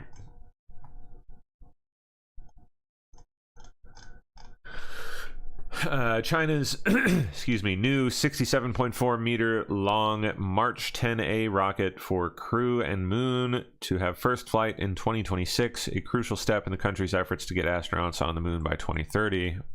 We're in a new space race, a new race to the moon, you guys. Interesting. Long March 10 it's quite a name, by the way, Long March. Long March 10 lunar variant will be 92 meters long and be able to launch 27 tons into translunar orbit. A model of the Long March 10A, a single-core rocket for launching crew, is set to be unveiled at the Zhuhai Air Show in southern China, due to open November 12th. The 67.4 meter long, 5 meter diameter Long March 10A will be used to launch a new generation crew spacecraft to the Tiangong space station in low Earth orbit. It's right, they got their own space station now too.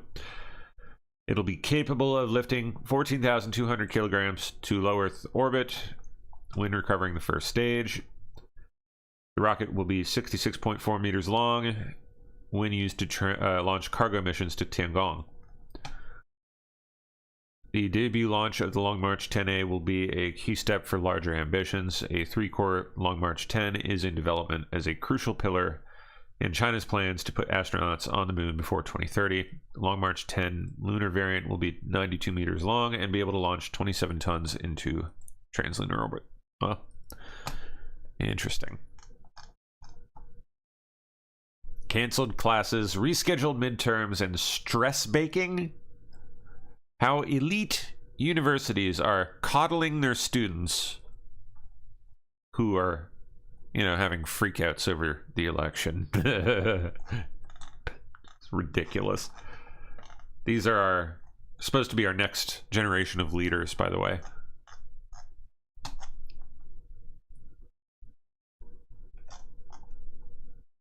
Trump's expected military reset. Oh, culture war counteroffensive. Honk honk. Yes. Do it. Administration. What do you think is on top of the to-do list?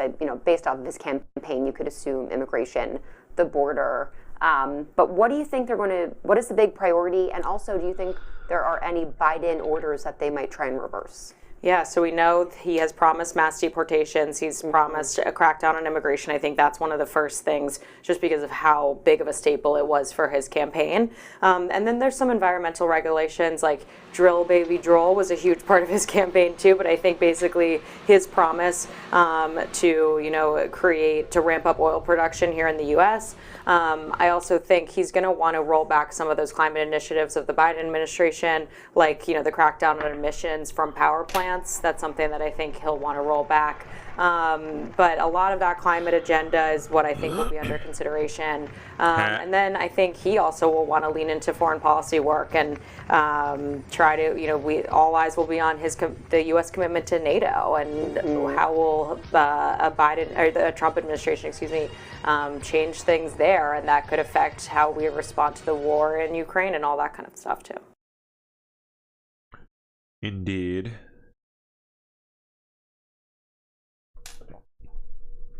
Oop. There we go. Let's see. What's he planning to do with the military here? Okay, promises to slash spending, thin the top ranks, and roll back efforts to make the military more inclusive to the troons and women soldiers. Yeah, bye-bye. Goodbye. Get out. Sorry. Nice try.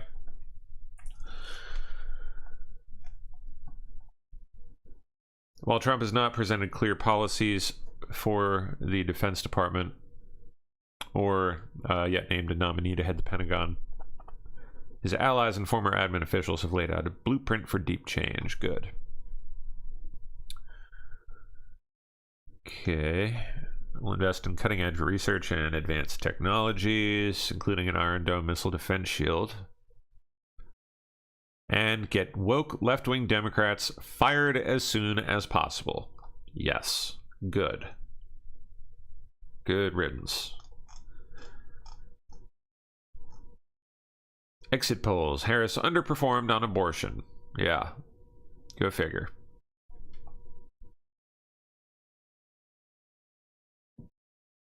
Huh. Let's see. Despite reproductive rights being a focal point of the Harris campaign, pro-choice moderates split evenly between the two candidates. Huh. Interesting. Yep. Just about dead even. While Kamala joined me, mourns and little not sure what exactly that was supposed to mean, but let's watch the clip. And then the message was, we'll get them next time. And next time may come quick, according to some House Dems. A lot of us remember, Congressman, you led the charge on investigating Trump as an existential threat to democracy. How do you hold Trump accountable now without control of the Senate, or likely for that matter, the House, and after the U.S. Supreme Court granted him major presidential immunity? Well, we're going to discover the answer to your question as we go through this over the next several years. President Biden is off to his beach house in Delaware later today. Vice President Harris remains here in Washington, D.C. We are told that all of her briefings and meetings are going to be closed to press. We have not been told when exactly she plans to return to the business of the vice presidency. Bill? And then the message was, we'll get them. Who knows? Joe's at the beach. Raskin's plotting his revenge. Kamala, who knows? No clue.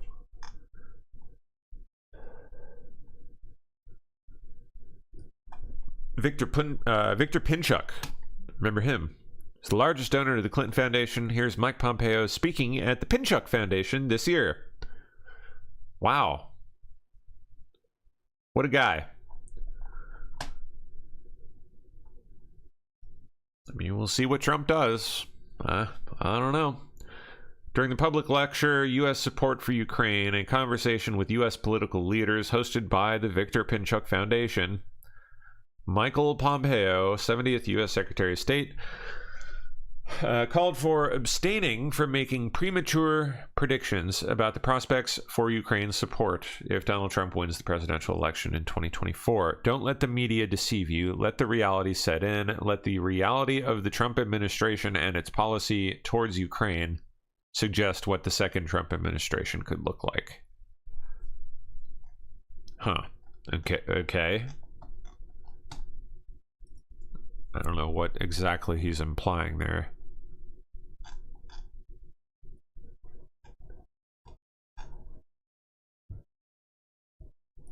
Oh boy. Each one to a different group of people. And this one is for the Trump supporters. You are going to hell for this. You're going to hell for this. You have blatantly disregarded your neighbor. You have failed to care for the widowed, the orphaned, and the immigrant. You have committed idolatry, and you have become lost in your greed and your lusts. You are proud and envious. Oh, the nerve. And you will face that reality on Judgment Day. A lot of you have become too arrogant to believe that you could go to hell. A lot of you have become so idolatrous that you don't think that man could get you there. But you, each one to a different... Preacher from the Black Lagoon. I don't know what's happened to some churches in this country, but boy, oh boy. Whew. Off the deep end. Oh, that one's been deleted. What did it say? Trump was closer to winning New York than Harris was Florida? Maybe it was based on bad info and they deleted it. Not sure. This morning, the bells of Notre Dame Cathedral in Paris rang for the first time since the devastating fire back in 2019. Remember that one? Hey. Who was there for that again?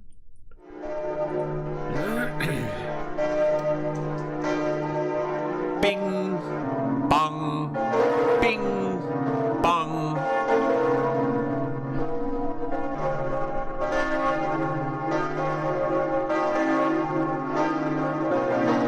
That's right. Big Mike Obama was there. Watching, sipping champagne out on the river.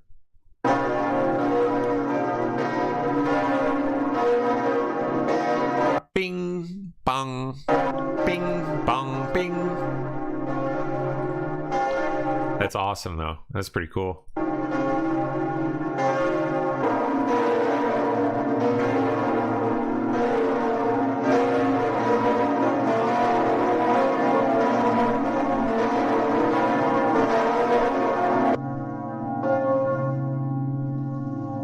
Awesome. That's cool.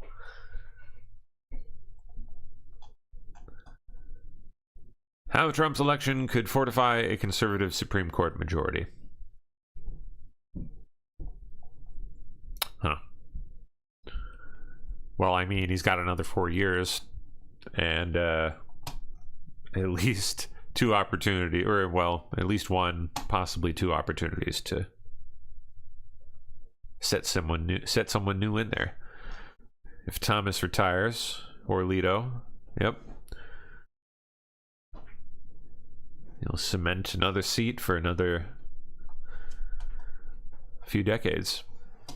That's effectively like securing the court for decades. That's incredible.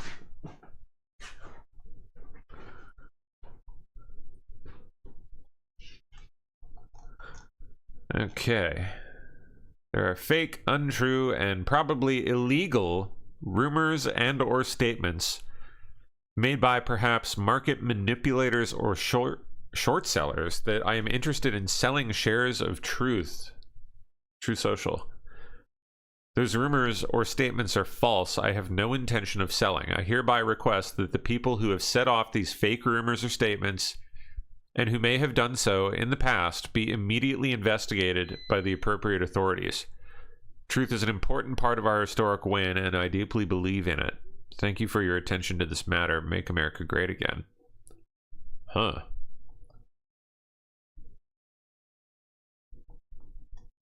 Wonder.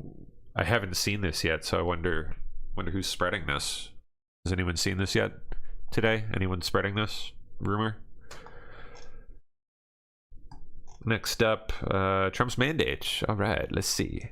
The mandate question. The breadth from CNN of the improvement that Donald Trump had. Holy Toledo. All right. Trump gained ground in 49 states and the District of Columbia compared to 2020. I went back through the record books. When was the last time a party gained in so many different places? You have to go all the way back to 1992 when Bill Clinton improved upon Michael Dukakis's performance in 49 states, plus the District of... Which, I don't know, that I was a young boy back then, but just looking back, that election kind of seems a bit sketchy. Columbia. The bottom line is, no matter where you looked on the map, Kate Baldwin, no matter where you looked, Donald Trump was improving on where he did 4 years ago, except for Washington State. It is no wonder that at this particular point, he looks like he's going to be the first Republican to win the popular vote since George W. Bush back in 2004. And to pull that off, he gained ground with groups that Republicans do not generally count as part of their winning coalition, or it really at all. How much ground did he gain? Yeah, holy Toledo. It's just like, oh my goodness gracious. These are the types of groups that you would never have thought that Donald Trump would have gained so much my gosh. Support among 8 years ago. I totally can't believe it. When he first won against Hillary Clinton. Trump's was the best GOP showing among 18 to 29-year-olds in 20 years. You have to go all the way back to 2004. How about among black voters? It was the best performance for a Republican candidate for president in 48 years since Gerald Ford back in 1976. And among Hispanic voters, the exit polls only go back since 1972. But Donald Trump's performance on Tuesday was the best for a Republican presidential candidate in exit poll history. He literally goes all the way back through history and breaks history. This is what we're talking about, Kate Ball. This guy actually, despite his slight fruity tendencies, seems to be a Trump fan. I mean, he's quite enthusiastic about this. Or maybe he's just like a data nerd and he's like excited about that. Groups that you never thought that Donald Trump would do well among, even for a Republican candidate, that is what he did. If the 2016 election was about Donald Trump breaking through with white working class voters, this election was about breaking through and going to that Democratic coalition and tearing it apart. And it wasn't just what he did for his own support. It trickled down to helping the Senate and helping in the House. Yeah. So, a lot of talk this morning and this week is, the GOP is going to have a Senate majority. We don't know if the Republicans are going to have a House majority, but we think that that's the most likely to be the case. But I want you to look at the 2024 House GOP national vote showing. So this is the House popular vote. Currently, the GOP is ahead by 5 points. I expect that to shrink a little bit as some of the California results come in. But if let's just say he wins, the House GOP wins by more than 2.6 points, it will be the best House GOP showing in a presidential year in the House popular vote since 1900. That's wild. Dang near 100 years. 28. If there's any viewer out there who is that old, God bless you. But the bottom line is it was probably the best House GOP national vote showing during most of our viewers' lifetimes. Wow. That was, I can see why he's excited, though. That was actually really fascinating stuff. It was cool. That was a good clip there. Good find. Already attacking her with lies. What is this? Oh, Wiles. Susie Wiles. Getting attacked already, of course. What are they saying? Politico. Susie Wiles is on track to be the most powerful woman in Washington. She's also an outsider with little experience in government. Oh boy. Yeah. Why do you have some random box over there that says Sigma on it? It's an old box for a lens. Why does it say Sigma on it? Because Sigma is the manufacturer. They're the company. It's a brand name? Yeah, Sigma is a brand name. And a word. So Sigma. Totally Sigma. Right? Uh-huh. They make very Sigma lenses. They're good. They stand alone. Sigma makes excellent stuff for the price. Just ask me about some box. I don't know. All right. Okay, we got a last couple we can bust out real quick. Liz Harrington, you know why it's taking so long? They're trying to figure out how to keep Gallagher below Trump, but higher than Kerry Lake. Which, yeah, they can't already at this point, I don't think. Right? And they're printing all the ballots to match their bogus down ballot result. Well, I guess they're not finished counting Trump either. So that's still rising too. Interesting. Okay. So yeah, there's definitely some funky stuff going on with these totals. Like nothing is adding up here. I'm really curious to see where it's gonna end up when they get to 100% all the way counted, allegedly. Suicide watch. What do we got here? I've never seen Obama this miserable, this unhappy, and it's not even anxious. He's been quiet. He looked like he was worried that the world is going to find out something weird. By the way, today I got a very weird manect from a guy says. Wait, weird what? Weird. By the way, today I got a very weird manect. Manept. From a guy says, hey, I just want to tell you what I think is going to be happening. I said, what's that? I don't know if it's true or not. Okay. He says, I think there's going to be a lot of people taking their lives. I said, what? Suicide weekend. He said, I think there's going to be a lot of people that are in there the last 4 years that they know they're going to be exposed and you're going to see a few suicides. I said, what are you talking about? Oh, by the way, that thought has never crossed my mind until he sent me this minute this morning and I'm responding. This what is he saying? This what? My mind until he sent me this minute this morning and I'm responding to it. That's awful. And anyone have a single effing clue what he's saying? I said, where are you going with this? So he's saying, look, if the truth comes out of what they did and who was involved the last 4 years, that becomes public. How do you face your wife? By the way, this is kind of like what people did in the stock market a day after 9/11. How many people were jumping off? You saw that. They're like, oh my God, it's money. You lost everything, right? Minect. Oh, his social media sites. I don't follow Bet David, really. Okay, gotcha. Here, if any of these guys, the look they gave when I watched some of their faces, it was a look of somebody that's worried about something being exposed to the world and their legacies being affected and their kids, family, everybody who ever supported them, knowing you did something dark. Interesting. Well, it sounds like whoever this was that sent it to him might be someone who could know something. This is something we've heard about for dang near 7 years now. Suicide weekend is finally coming. Interesting. I mean, Podesta didn't look too happy when we saw him on camera the other day. And I don't know if Obama has been seen since. It sounds like he has been. I haven't seen it yet, but it sounds like he's not looking so hot either. Kathy Griffin not coping well. Not being hyperbolic. I'm not being thick. I mean, that's to be expected. She's just already falling apart at the seams anyway. He, she, whatever. GOP Supreme Court... South Carolina Senator Scott to run for NRSC chair for 2026 cycle. And then last up, Glenn Greenwald. If Trump facilitates any sort of peace deal in Ukraine, liberals will screech that Trump handed chunks of Ukraine to Putin. Remember, Russia already has large chunks of Ukraine, and they're getting more every week. The only difference, is between people dying or not dying. Yep. We'll forgo watching the clip. It's true. All right. Well, we'll leave it there.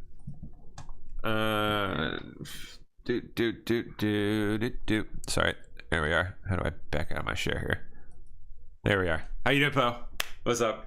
Great. How you doing? Doing pretty good. Best day ever. Yeah, cool. Yeah, good to hear. Right. We won. We won. It is happy days. For sure. Yep. So. Yes, indeed. I'm happy. And I got rid of Schumer in minority. You don't have to hear his bio anymore. Thank goodness. That's great. I'm happy. We'll see what happens. I'm we'll see. Good stuff. I'm kidding. I am excited. Yeah, I know. It's going to be a fun 4 years, I think. Yeah. Yeah. Cool. Well, it's in your hands, sir. You have a good show, and I will see you all later this evening. Okay. Later, Pam. Thanks. That was a great show. Yeah. Back at you, man. See ya. Okay, so we got